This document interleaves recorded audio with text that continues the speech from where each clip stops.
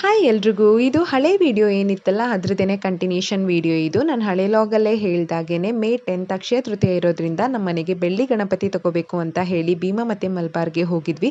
So ಅಲ್ಲಿ ಭೀಮಾದಲ್ಲಿ 2 days ಬಿಟ್ಟು ಬನ್ನಿ ಕಲೆಕ್ಷನ್ ಸಿಗುತ್ತೆ ಅಂತ ಹೇಳಿದರು. ಹಾಗಾಗಿ 2 ಡೇಸ್ ಬಿಟ್ಟು ಹೋಗಿದ್ವಿ. ಸೊ ಕಲೆಕ್ಷನ್ಸ್ ಕೂಡ ಬಂದಿತ್ತು. ನನಗೆ ಬೇಕಾಗಿರುವಂಥ ಗಣಪತಿ ಕೂಡ ಸಿಕ್ತು ನನಗೆ.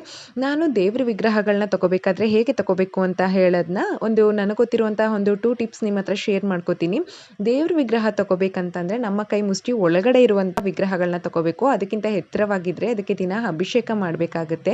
ಸೊ ಹಂಗಾಗಿ ಆದಷ್ಟು ಪುಟ್ಟು ವಿಗ್ರಹಗಳನ್ನ ತಗೊಳ್ಳಿ ಮತ್ತು ಗಟ್ಟಿ ಇರಬೇಕು. ಇನ್ನು ಗಣಪತಿ ವಿಗ್ರಹ ತಗೋಬೇಕು ಅಂತ ಅನ್ನೋರು ಸೊಂಡ್ಲು ಯಾವಾಗ್ಲೂ ಎಡಭಾಗದಲ್ಲಿರಬೇಕು. ಬಲಭಾಗಕ್ಕಿಂತ ಎಡಭಾಗದಲ್ಲಿದ್ದರೆ ಸೊಂಡ್ಲು ತುಂಬಾ ಒಳ್ಳೆಯದು ಅಂತ ಹೇಳ್ತಾರೆ. ನನಗೆ ಎಡಭಾಗದಲ್ಲಿರೋ ಸೊಂಡ್ಲು ಗಣಪತಿನೇ ಸಿಕ್ತು. ತುಂಬಾ ಖುಷಿ ಆಯಿತು, ತಗೊಂಡ್ವಿ. ಮತ್ತು ಹೋಗಬೇಕಾದ್ರೆ ಹಾಗೇನ ಐಸ್ ಕ್ರೀಮು, ಕಲ್ಲಂಗಡಿ ಹಣ್ಣು ಮತ್ತು ಒಂದಷ್ಟು ಫ್ರೂಟ್ಸ್ ಎಲ್ಲ ಮನೆಗೆ ತಗೊಂಡು ಹೊರಟ್ವಿ. ಸೊ